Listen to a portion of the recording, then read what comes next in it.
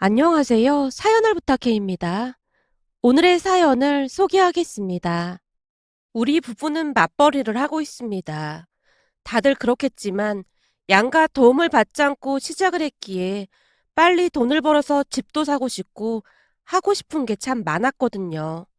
암튼 우리 부부는 성실하게 회사를 다니면서 적금을 넣고 있었어요. 맞벌이를 하다 보니 집안일을 공평하게 한 건 말할 것도 없었고 양가에도 모든 것을 공평하게 했습니다. 문제는 시댁이었는데요. 시댁은 시아버님이 돌아가시고 시어머님과 아주버님이 함께 살고 있었어요. 그런데 시어머님과 아주버님은 남편과는 많이 다른 분들입니다. 어떻게든 며느리를 부려먹을 생각밖에 없었거든요. 다만 남편에게는 나이 많은 누나가 한 명 있는데 시누이는 아주 정상적이다 못해 상위 1%라고 해야 할까요? 제가 결혼을 결심하게 된 이후에 시누이가 있다고 할 정도로 정말 좋은 사람입니다. 남편 또한 항상 제 편이 되어주는 사람이고요. 하지만 시어머님과 아주버님은 딴 세상 사람들 마냥 사사건건 제게 시비를 걸어왔어요. 시어머니는 그렇다 치더라도 남편보다 2살 많은 아주버님이 제게 시비를 걸어올 때마다 참 난감할 수밖에 없었는데요. 아주버님은 쪼잔하고 억지스러운 사람이거든요. 결혼하고 시어머님 첫 생신날 직접 생신상을 차리라고 생신 며칠 전날부터 어찌나 전화를 해왔는지 모르겠습니다. 재수씨, 진짜 엄마 생신상 안 차릴 겁니까? 며느리가 돼서 그러면 되겠어요? 아주버님, 제가 몇 번이나 말씀드렸잖아요. 형님도 그렇고 그이도 그렇고 그냥 외식하자고 했습니다. 그럴수록 재수씨가 나서서 차린다고 해야 하는 거 아닙니까? 누나랑 동생 입장에서는 미안해서 그렇게 말하는 건데 그걸 그대로 받아들이면 어쩌자는 겁니까? 재수씨는 그렇게 눈치가 없어서 사회생활을 어떻게 하고 있는 겁니까? 회사에서 상사들이 재수씨 싫어하죠? 아니구나. 워낙 눈치가 없어서 싫어하는지도 잘 모르겠구나. 아주버님, 자꾸 그렇게 말씀하시지 않았으면 좋겠습니다. 아이고, 우리 재수씨 화났어요? 근데 우리 엄마도 재수씨가 생신상 안 차려준다고 지금 화가 아주 많이 나 있습니다. 매년 차려달라고 하는 것도 아니고 결혼하고 첫 생신상만 차려달라고 하는 건데 그게 그렇게 어려운 건지 진짜 이해가 안 되네요. 아주버님이 계속해서 비아냥대고 있었어요. 결국 제가 시어머님 생신상을 차리겠다고 말을 했는데요. 아주버님 말대로 매년 차리는 것도 아니고 그냥 한 번인데 해드리고 말자 그런 생각이 들었거든요. 알겠어요, 아주버님. 어머님 생신상 제가 차릴게요. 근데 저도 일을 하고 있어서 매년은 힘들 것 같고 이번만 차릴게요. 며느리가 시어머니 생신상 차리면서 참 말이 많네요. 그래서 내가 재수 씨를 별로 안 좋아하는 겁니다.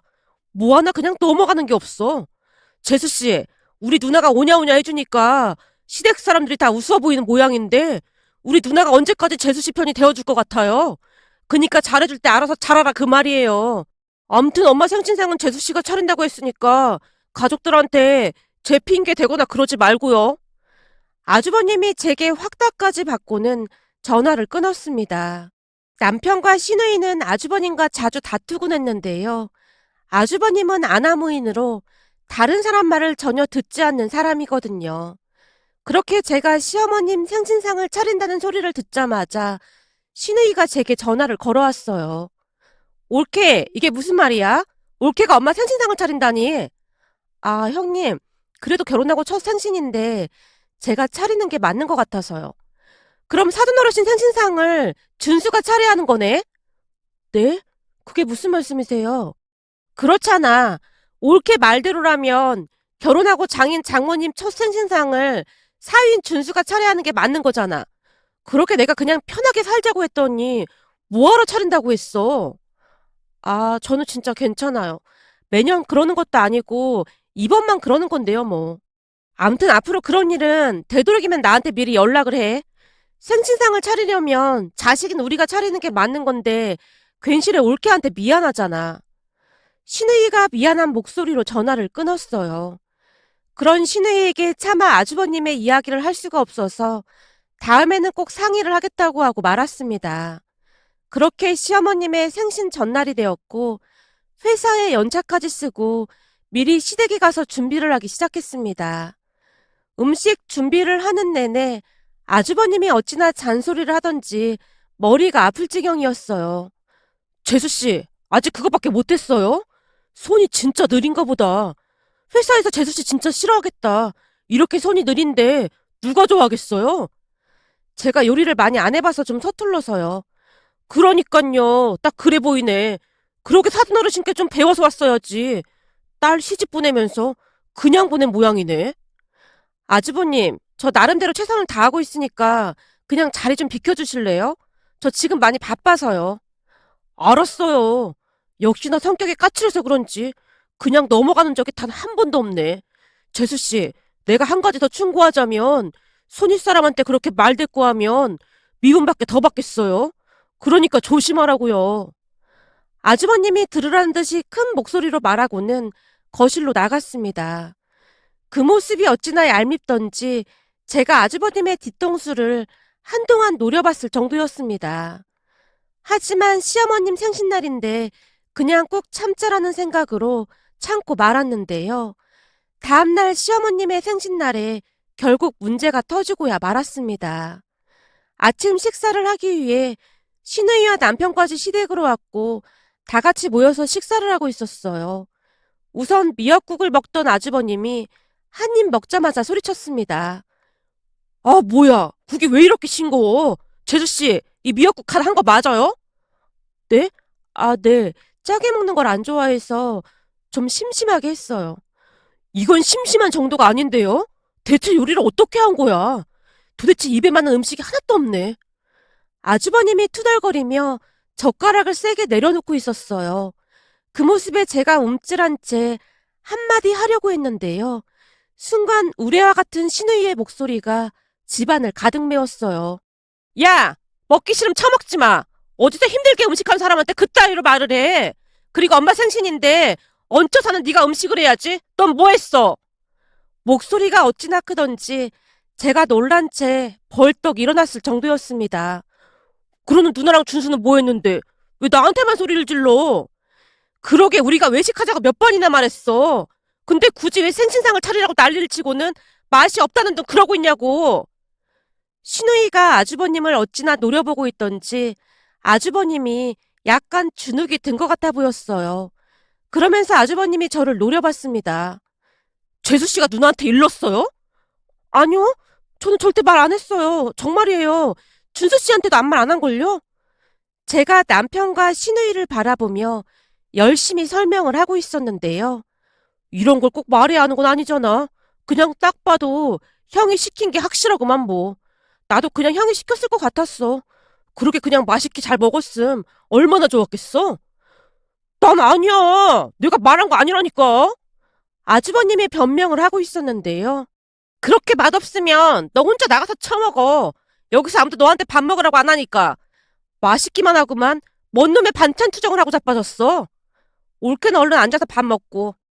아주버님에게 하는 말과 제게 하는 말이 천지 차이였는데요. 시누이는 유독 아주버님에게만 그리도 독한 말들을 쏟아내곤 했습니다.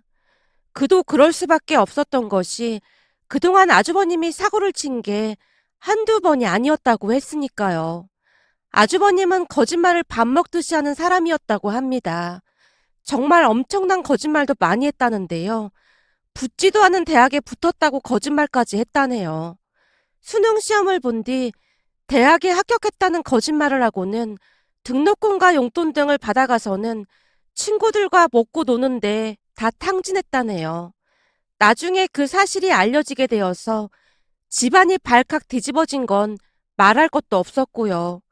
그때 당시 시어머님이 힘들게 돈을 벌어서 학비를 줬다고 하는데 철이 없어도 그렇게 없을 수가 있을까요? 시누이가 대학을 다닐 때는 악착같이 공부해서 장학금도 타고 아르바이트를 하며 학비를 내기 위해 노력했다고 하니 더욱 한심하기만 하더라고요. 문제는 그것뿐만이 아니었는데요. 사업한다고 하고선 무슨 다단계에 빠져서 시어머님 돈을 엄청 날려먹은 모양이었습니다. 그랬으니 남편과 시누이는 아주버님을 미워하다 못해 증오하고 있었어요. 그렇게 많은 사고를 치고 다녔음에도 미안한 마음이 전혀 없었다고 했으니까요. 거기다 우리가 결혼 전에는 굳이 상견례까지 참석해서 며느리가 아침마다 시어머니 밥상을 차려줘야 한다느니 자식을 셋 정도는 낳아서 시댁의 보탬이 되어야 한다는 말까지 했어요. 또한 며느리가 시어머니를 모시고 사는 건 당연하다는 말까지 했고요. 그러면서 제가 그 모든 것을 거부한 며느리라고 강조까지 하면서 아주버님 당신은 결혼을 하면 엄마를 모시고 살 거고 매일 밥도 차려드릴 거라는 말까지 잊지 않았습니다. 만약 그 자리에 시누이가 없었다면 상견례 도중 파혼을 했을지도 모르겠네요. 시누이가 들고 있던 숟가락으로 아주버님의 등짝을 있는 힘껏 날려버렸거든요. 그리고는 벌떡 일어나 우리 부모님께 허리 숙여 진심으로 사과까지 했어요. 시누이의 행동에 부모님의 마음이 조금은 풀어졌고요. 그러한 이유로 저 또한 아주버님에게 불만이 많을 수밖에 없었습니다. 시누이는 아주 무서운 사람으로 시댁 가족들 모두가 눈치를 봤는데요. 시누이가 능력까지 있어서 다들 함부로 하지도 못했습니다. 시어머님 생신날인 그날도 시누이가 다시 숟가락을 손에 꼭 쥔 채 아주버님을 노려보고 있었는데요. 아주버님이 움찔한 채 입을 다물어버리고는 조용히 있었어요. 그 모습에 어이가 없으면서도 웃음이 터져나오려는 것을 꼭 참아야만 했고요. 그렇게 시누이의 중재로 인해 큰 문제 없이 잘 지내고 있던 어느 날 시어머님께 전화가 걸려왔는데요. 아주버님 상견례를 할 거라고 하면서 한 음식점으로 오라고 했습니다. 시어머님과 통화를 한 뒤 놀란 채 시누이에게 전화를 했어요. 형님, 혹시 얘기 들으셨어요? 아, 준호 상견례 한다는 얘기? 네, 혹시 형님은 알고 계셨던 거예요? 우리는 사귀는 사람이 있는지도 몰랐거든요. 물론 나도 몰랐지. 우리한테 말할 처지가 아니잖아. 내가 딱 보니 뭔가 꿍꿍이가 있어 보여. 꿍꿍이요? 무슨 꿍꿍이요? 그야 뻔한 거 아니겠어. 보나마나 여자가 준호 지랑 똑같은 인간이던지 아님 뭔가 숨기고 결혼을 하려는 거겠지. 그렇지 않고서야 그동안 연락 한 통 없다가 갑자기 상견례를 한다니 뭔가 이상하잖아. 설마요. 결혼이 얼마나 중요한 건데 설마 그렇게 할까요? 올케는 준호한테 그렇게 당하고도 모르겠어? 준호는 우리가 생각하는 거랑은 아주 차원이 다른 사람이야. 혹시나 싶어서 내가 엄마한테 꼬치꼬치 캐물었더니 사실은 상견례도 우리 몰래 할 생각이었다는데 여자 쪽 집에서 우리 가족들을 다 보고 싶다는 조건을 걸었다고 하더라고. 그 말이 무슨 말이겠어? 뭔가가 이상하니까 그런 말을 한 거 아니겠냐 그 말이야. 그럴까요? 제가 남편한테 들어보니 다른 사람들은 아주버님이 이상하다는 거 잘 모른다고 들었던 것 같긴 해요. 나도 그게 좀 이상하긴 한데 이상하게 착한 여자들이 잘 넘어오더라고. 몇 년 전인가도 여자를 한번 데리고 온 적이 있었는데 그 여자도 아주 멀쩡해 보였거든. 대체 어떻게 하길래 여자들이 좋아하는 건지 이해가 안 되긴 해. 암튼 상견례 때 우리도 다 참석하라고 하니까 상견례 때 보자고. 신우이가 걱정스레 전화를 끊었습니다. 그렇게 얼마 뒤 상견례 날이 되어 다 같이 한 식당으로 갔는데요. 여자 쪽은 부모님과 오빠 부부가 와 있었는데 그냥 평범한 사람들 같아 보였어요. 그 와중에 아주버님은 엄청난 연기력을 선보이며 잘 보이려고 애쓰고 있는 모습이었고요. 그런데 대화를 하면 할수록 이상한 부분이 아주 많았는데요. 우선은 아주버님이 대기업인 땡땡 기업에서 경비 용역으로 일을 하고 있었는데 여자 쪽에서는 연봉 1억이 넘는 그 대기업 정규직으로 알고 있었습니다. 거기다 결혼할 집도 이미 하나 있는 걸로 알고 있었고요. 그것뿐만 아니라 거짓말이 한두 가지가 아닌 게 탄로가 나기 시작했는데요. 시간이 가면 갈수록 신우이의 얼굴이 무섭게 일그러지고 있었어요. 아주버님의 거짓말에 저도 많이 놀란 상황이었는데 신우이는 더욱 그랬던 것 같습니다. 곧 신우이가 결심을 한 듯 천천히 말을 하기 시작했어요. 오늘 이렇게 예비 신부를 보니 참 착하고 좋은 사람인 것 같아 보여서 얼마나 다행인지 모르겠습니다. 아유, 우리 딸을 그렇게 예쁘게 봐주셔서 정말 감사합니다. 앞으로 우리 딸 좀 잘 부탁드리겠습니다. 따님이 워낙 착하고 예뻐서 제가 오히려 감사드려야 할 것 같은걸요. 사실 여기 우리 둘째 동생네는 조금 이기적인 부분이 있다 보니 절대 시어머니랑 못 살겠다고 하는 바람에 제가 걱정이 이만저만이 아니었거든요. 그런데 첫째 동생은 워낙 효가 깊은 사람이라 반드시 모시고 산다고 했는데 그런 바른 마음을 이토록 넓은 마음으로 받아들여 준 것만으로도 예비 신부에게 아주 감사한걸요. 우리 집안 장남인 준호가 사람 보는 눈이 아주 높아서 어찌나 다행인지 모르겠습니다. 그럼 내가 눈이 얼마나 높은데 딱 봐도 재수 씨보다는 더 나아 보이잖아? 신우이의 칭찬에 마냥 기분이 좋아진 아주버님이 신나서 말하고 있었어요. 그냥 딱 봐도 맏며느리감인 게 느껴지네요. 거기다 둘째네는 나중에 애도 하나만 낳는다고 해서 우리 장남이 아주 불만이 많았거든요. 우리 장남은 셋씩이나 낳는다고 했는데 그것 또한 다 이해를 해준 거 보니 예비 신부가 보통 마음이 넓은 사람이 아닌 것 같습니다. 누나 되는 사람으로서 다시 한번 허리 숙여 감사드립니다. 라며 신우이가 자리에서 벌떡 일어나더니 예비 신부 가족들에게 허리 숙여 인사를 하는 게 아니겠어요? 그 바람에 예비 신부 가족들이 당황하는 기색이 역력해 보였는데요. 이게 마치 칭찬인 듯 아닌 듯 신우이의 말에는 가시가 잔뜩 숨겨져 있었다고 해야 할까요? 신우이가 거기서 멈추지 않고 또다시 말을 꺼내고 있었는데요. 이렇게 말 나온 김에 한 가지를 더 말씀드리자면 이번 저희 엄마 생신날에 올케가 전날부터 혼자 음식을 만들었는데 음식이 간도 하나도 안 맞고 아주 난리도 아니었습니다. 신우이가 대놓고 제 험담을 하는 듯해 보였고 듣고만 있던 아주버님이 신우이의 말에 맞장구를 치기 시작했어요. 맞습니다. 음식이 하나같이 밍밍한 게 뭐 먹을 게 없더라고요. 거기다 그 생신상 차리는 것도 제가 부탁부탁해서 겨우 차린 겁니다. 그 생신상을 혼자 차리게 했다고 어찌나 투덜거렸는지 모른답니다. 제가 이런 자리에서 우리 재수 씨에 대해 이런 말 하기가 좀 그렇긴 한데 우리 재수 씨가 무뚝뚝한 게 애교도 없고 좀 그렇습니다. 우리 수연이랑 비교가 돼도 너무 비교가 돼요. 재수 씨, 앞으로 우리 수연이한테 많이 좀 배우세요. 아, 네, 알겠습니다. 상견례장에 있던 사람들이 다들 저를 바라보고 있었기에 제가 얼떨결에 대답을 했는데요. 그 모습에 신우이가 간신히 웃음을 참고 있는 듯해 보였어요. 그러면서 신우이의 속마음을 눈치챌 수 있었는데요. 신우이는 결혼이 잘 안 되길 바라는 듯해 보였습니다. 신우이의 작전이 통했던 모양으로 예비 신부 가족들의 얼굴이 일순간 굳어져 있었어요. 그 뒤 예비 신부 가족들이 말을 최대한 아끼는 모습이었지만 그 사실을 아는지 모르는지 아주버님은 시종일관 입이 귀에 걸려 있었습니다. 잠시 후 어찌어찌 상견례가 끝나고 시댁에 다 같이 모였는데요. 아주버님이 신우이에게 감사 인사까지 했어요. 누나가 웬일로 내 편을 다 들어줬어? 누나가 봐도 재수 씨랑 우리 수연이랑 급이 달라 보이지? 내가 우리 수연이 교육 잘 시킬 테니까 잠깐만 기다려봐. 그치만 뭐래도 재수 씨보다는 다 나을 테니까 걱정할 필요 없겠지만 말이야. 그러게 아가씨가 참한 게 아주 착해 보이더라. 결혼 축하한다. 이야, 처음으로 누나한테 칭찬을 듣는 것 같네. 고마워. 신우이의 칭찬에 아주버님이 신나서 대답을 했고 잠시 후 우리 부부와 신우이가 시댁을 나왔는데요. 신우이가 미안한 듯 제게 사과를 했어요. 올케, 아까 상근녀 자리에서 내가 한 말 때문에 기분 나빴지? 아니요. 저도 처음에는 조금 이상하긴 했는데 나중에는 형님 의도를 눈치챘어요.